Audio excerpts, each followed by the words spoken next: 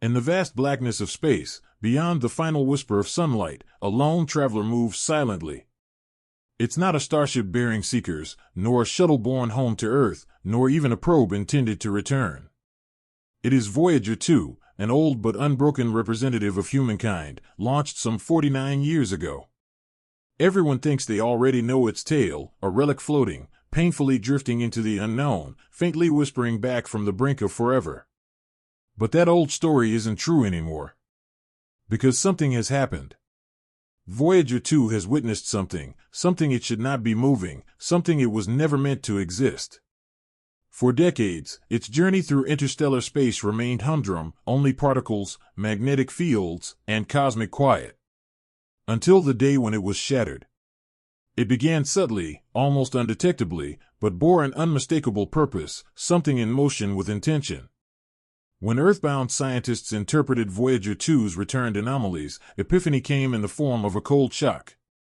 The single fear that humanity had long laughed off, the terror which haunted astronomers' imaginings, could perhaps at last have become reality.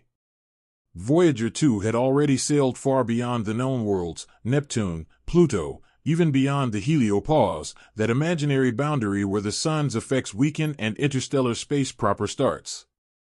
There, it was meant to be only a silent observer, detecting feeble ripples in cosmic rays, solar winds, and wandering dust. But it made something more. It sensed movement, not haphazard or by chance, but intentional. Initially, NASA's Jet Propulsion Laboratory thought it was a glitch, a momentary burst in plasma wave readings, lasting a few seconds. The plasma sensors on board Voyager are the most sensitive ever constructed, calibrated to measure magnetic interactions and background cosmic noise. Nothing out of the ordinary, they reckoned. But this time, the pulse was in sync, artificial, intentional. Engineers wrote it off as interference or equipment degradation. After all, Voyager 2 was old, powered by technology less robust than a contemporary calculator. But the pulse came back, stronger, clearer, and more disciplined. This was no noise. This was no random. This was a signal. Voyager 2 had found something, and documented it. When the technicians cleaned and refined the data, a form appeared, a body approximately 500,000 kilometers distant, traveling at velocity no natural form in that area should have. There are no rogue planets or asteroid belts out there, no straying comets. But something was present.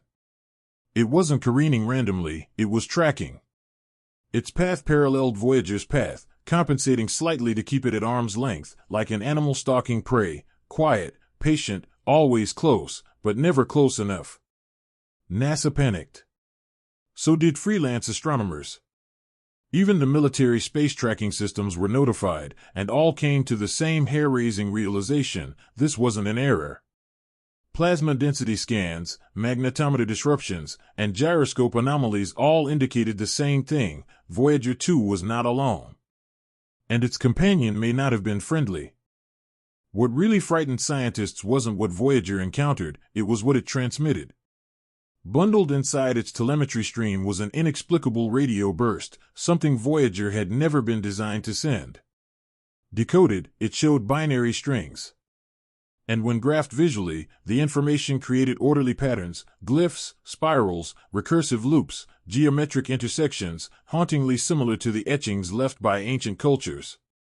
Artificial intelligence and astrophysicists decoded the broadcast using the newest decoding software. Their conclusion was chilling. The patterns were intentional, not Voyager's, but something that had inserted itself into Voyager's signal stream. Was it a message, a warning, or maybe a signature? No one had any idea. But one thing became undeniable: Voyager 2 was not alone. And whatever it found, it had seen us too. The world scientific community was divided in two. Some hailed it as evidence that humanity was no longer alone in the universe. Others perceived something more sinister: monitoring, recon, or the beginning of much worse. After all, this was no far-off cosmos message, it was nearby. Too nearby. And at an extremely unsettling time. Further research uncovered an unsettling find. Many decades ago, Voyager 1 had picked up a virtually identical anomaly. At the time, it had been blamed on interference, but when current AI reprocessed those logs, the same patterns were found, almost identically aligned. This was no coincidence. It was the second sighting.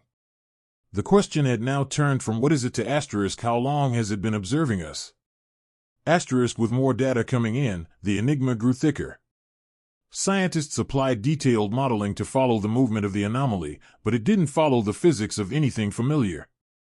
It defied gravitational principles, warping its path in unnatural ways, as if it had the power to warp the space itself to remain concealed. All the simulations didn't work. There was no physics in the world that could account for it. Worse still, it seemed to slow and speed on purpose, hovering just out of range. Worst of all, most terrifying of all, it only traveled when Voyager sent. It was listening, learning, or concealing itself. Some scientists finally thought, what if Voyager didn't just discover it? What if Voyager awakened it? That idea cut through everything. Since the threat may not be out there any longer, it may already be awake. Not long after, Voyager's magnetometers detected violent flux changes, sudden movements indicative of electromagnetic field manipulation. Whispers started going around. A leaked company report likened the measurements to toroidal energy signatures, theoretical warp drive's hallmark. If confirmed, Voyager could have uncovered technology that distorts space itself.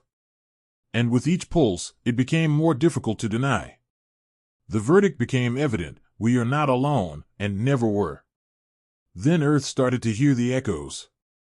Radio telescopes in Chile, Australia, and South Africa began picking up weak distortions that matched the frequency Voyager had logged.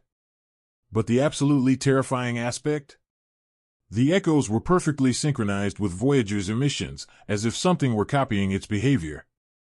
Scientists referred to it as the phantom pulse.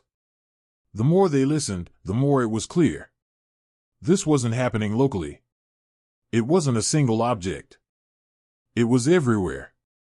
And so again the question came, no longer what is it, but asterisk why now? Asterisk for half a century, Voyager had drifted in silence, sliding into cosmic forgetfulness. So why reply now? Some speculated that it had been holding back, waiting, until humanity's technology had progressed enough to decipher its message.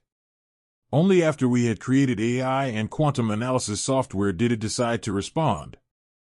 Governments clamped down worldwide. Media blackouts followed. Observatories were quietly closed. Scientists were reassigned or silenced. In closed-door meetings, one haunting question reverberated: did Voyager 2 achieve first contact, or did it awaken something that was better off asleep? Ultimately, Voyager 2 stopped being a messenger, it became a trigger. A trigger that shattered our illusion of cosmic isolation. The traveling object, the reflected signals, the coded glyphs, none are contained within the frame of human science. Because something, or someone, exists out there, not light years away, but just at the boundary of our own solar system. Observing. Waiting, and perhaps most unsettling of all, it chose now to reply. Not when Voyager was sent up, not when it flew past Neptune, or entered interstellar space, but now, when finally man had the brains to know. The question is no longer, are we alone? The true question, the one that might determine the future of our race, is, what have we just awakened? Remain vigilant. Because this tale isn't finished. The next indicator could come at any time.